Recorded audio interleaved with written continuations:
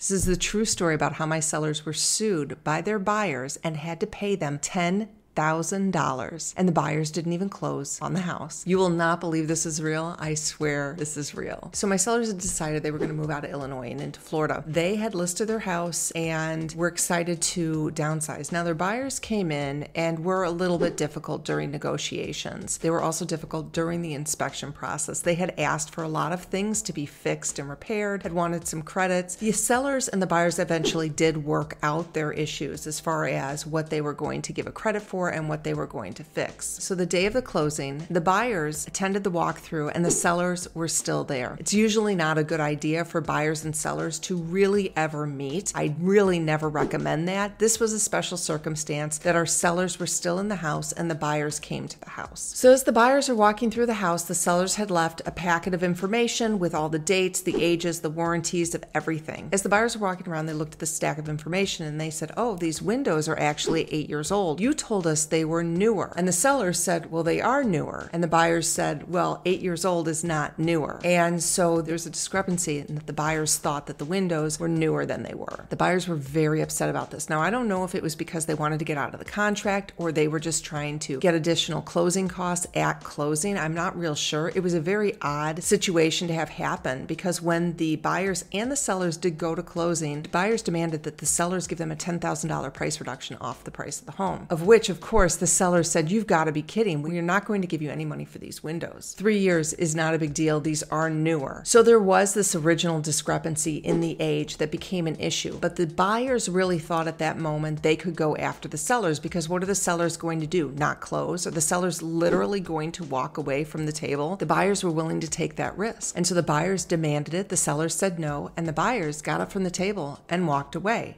at the closing. Now, I'd never had this happen before, where a buyer literally walked away from the table. In addition, the buyer was demanding and telling them that they wanted the $10,000 or they would sue them. And of course, the sellers are saying, "Sue us for what? You're walking away from the table. We are going to take your earnest money." And the buyer said, "No, you're not. We are going to sue you." The deal blew up and the sellers actually let the deal blow up and they put the house back on the market. The seller's brokerage is still holding the earnest money and now there is a dispute for $5,000 earnest money. So the sellers successfully closed their next deal and they were gone and had moved out and they really didn't think much about it. The earnest money had still not been released because you do have to have the agreement of all parties to release the earnest money. So there was a dispute about the earnest money. So the sellers ended up moving away, moving to Florida, and within months they got served legal notice that the buyers were suing them. Now remember, these are the buyers that did not close on this property. They literally walked away from the closing table because they were demanding that the sellers give them $10,000 price reduction on the house. Again, sellers refused, walked away. Buyers didn't hear from them again until they sued them. So the buyers were saying that the sellers did not disclose the ages of the windows, and that was an issue. And it cost the buyers additional money because they had already sold their house. They were in a hotel. So they were claiming that they were damaged. Now, my husband is an attorney, and we've talked about this type of thing before. It doesn't really matter who is right or wrong in this situation when it gets to the lawsuit because anybody can sue anybody. You do not have to have a real basis for suing somebody in order to file the paperwork. Basically, anybody can sue anybody, and that's what these buyers did. The reason why a lot of people do not choose to sue people is because they do not want to pay attorney fees to sue somebody for something small. But this buyer actually had a relative that was an attorney, and he was willing to do this on a contingency basis, which meant that it didn't matter if he was going to win or lose. He could drag this on for years because the buyer was not paying him to bring this lawsuit forward. So as far as the buyers were concerned, it was unlimited. It could go on for years. Now, the sellers were shocked and couldn't believe that they were being sued for a property that the buyers hadn't even bought. They obviously were mad and upset. They started talking to the brokerage that represented them. They started talking to the agent, and they started to engage their own legal counsel, which of course costs money. So now the sellers are having to engage attorneys in this situation. This was a crazy deal. This really should not have happened. The buyers, I think, truly were trying to stick it to the sellers sellers and try and get that reduction, but the sellers were having none of it. And they said, forget it. And they called their bluff and everybody walked away. So I think the buyers felt that they had to continue to take this further down the road. So now the legal fees are starting to add up, and it was a very stressful, difficult time for the sellers because they still couldn't understand how they could be sued when the buyers didn't actually close on the house. So after months and months of legal fees and stress, the buyers came to them with a settlement agreement. Yes, the buyers said, we will make this go away for $10,000. And the sellers couldn't believe that they were going to have to pay the buyer $10,000. This was like extortion. This was not okay. But the sellers really had to decide, did they want to continue down this path of having to pay their attorney fees? And then possibly in the off chance they could have lost. So the sellers could not believe that they were going to have to pay the buyers of this deal. Just imagine how frustrated, upset, and angry they were. And think about the stress that this caused. Now, what if this were you? At the table, would you, as a seller, have told the buyers to go pound sand and you go and list your house again? You might have. You might have done this very, very same thing. But the buyers had unlimited resources and they were willing to go down with the ship on this one. So in the end, the sellers had to write a check to the buyers for $10,000. In addition, they had to pay their attorney fees. So in every single transaction, I learned something new, and this was no different. What did we really learn from this transaction? Clear communication matters. Newer and new is different than the exact age that the windows were made. And that was the real issue here. Did he really have an argument? He probably did not. However, it was not completely clear what year those windows were actually put in. So when you are working on your house, getting it ready to go, I want to make sure that you are disclosing the ages of everything. It's not good enough just to guess. You really need to know. So you need to say approximately or about if you really, really don't know the ages of something. But if you put in the wrong date and they're buying the house thinking they have a new furnace or new windows or new water heater and it's not new, it could potentially cause a lot of issues for you down the road. There's no harm and no foul for you to actually write down the real ages of these items. So clear communication does matter. Something else I really learned from this transaction is that you really need to watch for the red flags. Now, the red flags with these buyers is that they were difficult throughout the negotiation. They were difficult throughout the inspection. They were a red flag buyer. They had a real offer on the table that seemed legitimate. It seemed valid. They had come to terms on the dollar amount. But when you are having to push through your deal, every step of the way is painful with buyers. I want you to really think about, is it worth it? Is it really worth it? Is the stress really worth it to you? And that's where the idea of stress and money come in. The value of your time is worth money. The stress that you undertake when you sell your house is worth money. Now you need to decide how much is it worth to you. And I tell every single seller I have is, how much is the stress worth to you? Is it worth $10,000,